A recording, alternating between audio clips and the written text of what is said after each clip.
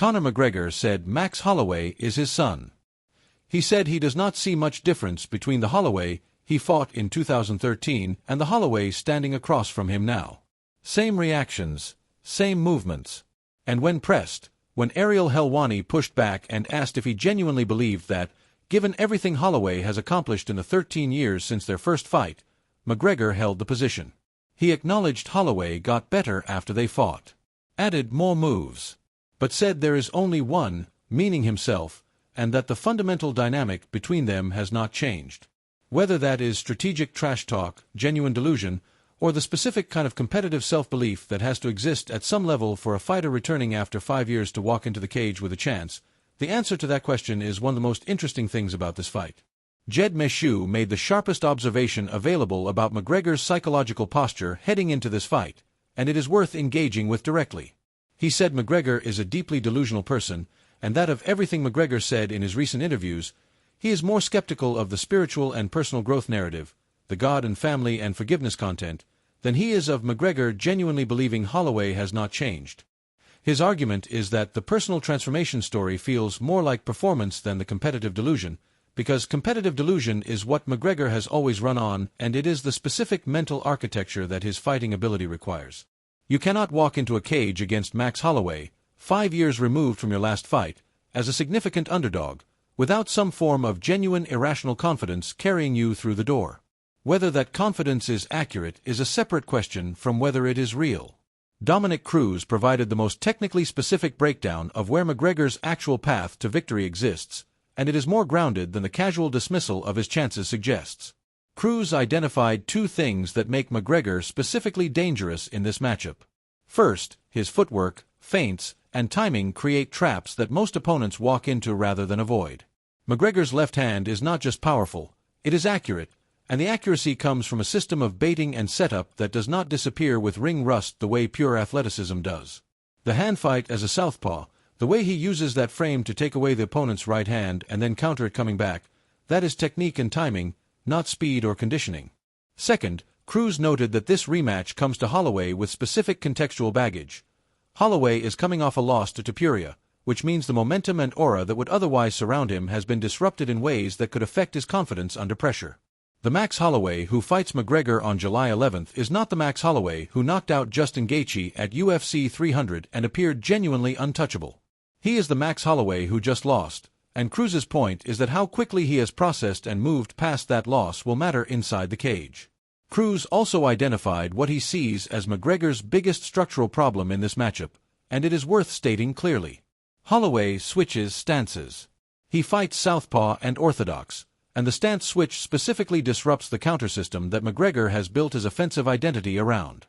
McGregor's most dangerous counter, the slip of the right hand coming over the top with the left, is specifically calibrated for a right-handed opponent throwing a right hand from a predictable position. When Holloway switches, the angles change, the timing changes, and McGregor's ability to predict where the right hand is coming from is reduced. Cruz also noted something that the analytical community has underweight. Holloway has been in the cage with McGregor. He has the physical experience of what McGregor's pressure feels like, what his timing looks like, what the setup for the left hand looks like from inside an actual competitive exchange.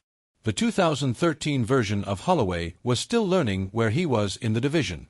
The 2026 version has been told by the entire world that he is championship level, and he has proven it repeatedly. Cruz's assessment is that McGregor outconfidenced Holloway in their first fight, essentially big-brothered him psychologically, and that this fight will be different because Holloway cannot be outconfidenced the same way anymore. Tim Welch's position is the most straightforwardly pessimistic about McGregor's chances, and it is backed by the most concrete evidence. He tracked Holloway's activity record coming into this fight. He fought Chan Sung-Jung in 2023, knocked out Gaethje in 2024, fought Topuria in 2024, fought Dustin Poirier in 2025, fought Charles Oliveira in 2026. The last time McGregor fought, Holloway had just beaten Yair Rodriguez in 2021. In the 5 years that McGregor has been away from the cage, Holloway has been fighting the elite of the elite at a pace that most fighters half his age cannot maintain. The conditioning advantage that sustained activity produces is not just about cardio, it is about the specific physical and neurological adaptations that come from regularly exposing the body to elite-level combat. McGregor has not done that for 5 years. Holloway has done it essentially continuously. At 170 pounds, where Holloway will not have cut weight and will arrive at his largest and physically strongest version, Welch believes the conditioning gap manifests clearly in the championship rounds in ways that McGregor simply cannot overcome.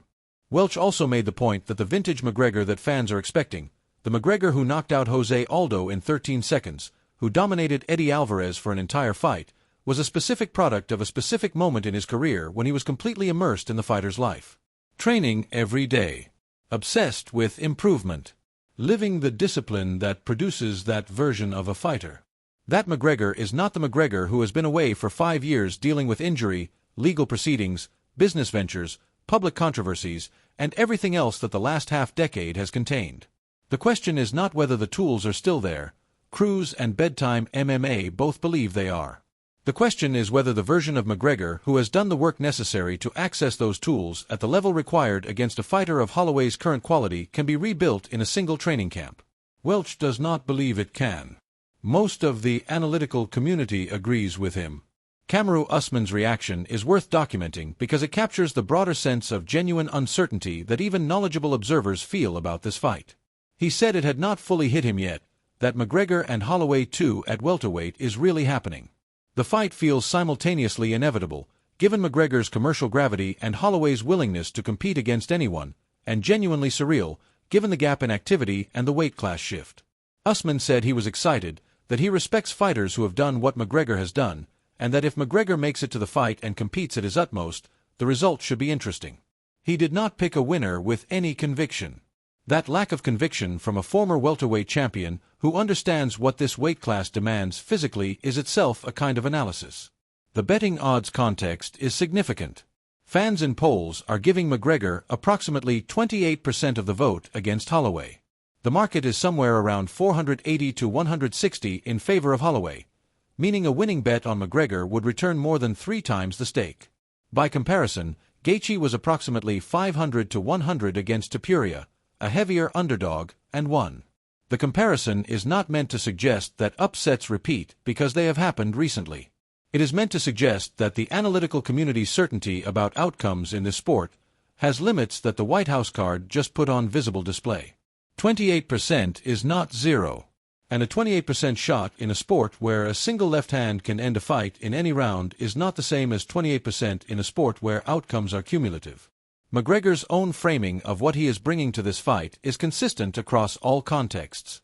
He said he has his date and he will show it when he gets there. He said fighting is his bread and butter.